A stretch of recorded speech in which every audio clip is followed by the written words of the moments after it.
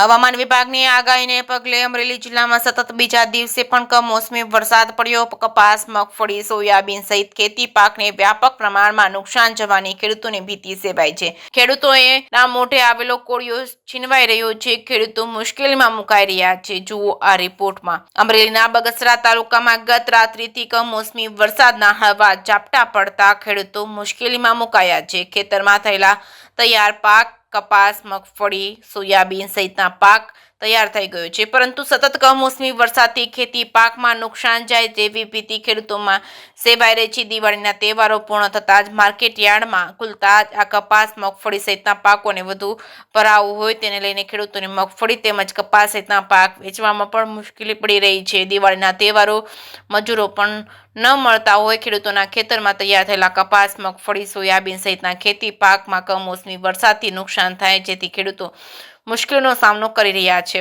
જયકેસની ગુજરાતી સાથે રોમિલ મરબર, બગસરા। મારું નામ છે સતીશભાઈ ગોયાણી અને છેલ્લા 2 દિવસથી આ કમોસમી વરસાદ પડી રહ્યો છે એ ખેડૂત માટે બહુ મોટી નુકસાનીકારક છે। અને આ કપાસ, માંડવી, સોયાબીનના અત્યારે ફૂલ મોસમ હાલે છે અને આ ફૂલ નુકસાનીકારક વરસાદ છે। ખેડૂતો પાયમાલ થાય એવી પોઝિશન છે।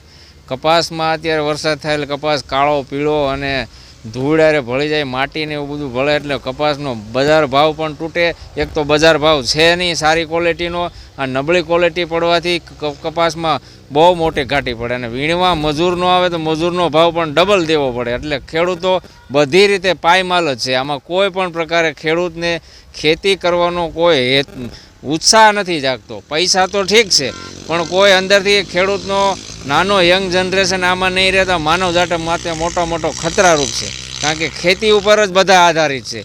ખેડૂત ખેતરમાં પાક છે તો બધા ખાય, નકર કોઈ ખાય નહીં। સરકારે શું કરવું જોઈએ? સરકારે આના માટે કોઈ પણ તાત્કાલિક ધોરણે પગલાં લેવા જોઈએ અને ખેડૂતોને એટલા બધા ઉત્સાહમાં લાવવા જોઈએ કે ખેતી પ્રત્યે યંગ જનરેશન આવે। યંગ જનરેશન નહીં રહે તો ખેતી અત્યારે મોટી રીતે નુકસાનકારકમાં છે। ગામ બગસરા, વિઠ્ઠલભાઈ હિરાણી। હવે બગસરાની અંદર આ 2 દિવસથી આ ધીમી ધારે છૂટો છવાયો વરસાદ સતત ચાલુ છે અને વરસાદના હિસાબે ખેડૂતોને મોટામાં મોટી નુકસાની છે, જેમ કે સોયાબીન, કપાસ, મગફળીના બધાય પાકમાં નુકસાની છે।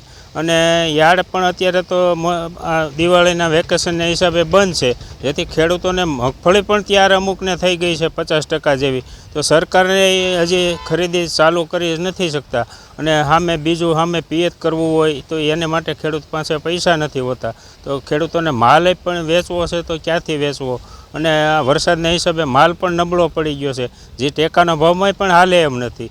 તો સરકારશ્રીને તો ખરેખર મારે અનુરોધ છે અને બધા ધારાસભ્યોને સાંસદોને ખબર છે કે આમાં ભાવાતર યોજના લાગુ કરી દે તો સરકારને પણ જીએસટીની આવક થાય અને ખેડૂતી પાસેથી જે કાંઈ વેપારીઓ માલ લે છે એ પાકા બિલ તો આપતા નથી અને એ સરકારને પણ નુકસાની છે અને ખેડૂતોને નુકસાની છે। તો સરકારશ્રીને મારી નમ્ર અરજ છે કે આનું યોગ્ય બધી તપાસ કરે અને યોગ્ય પગલાં લે અને ખેડૂતોને વારે આવે એવી નમ્ર વિનંતી।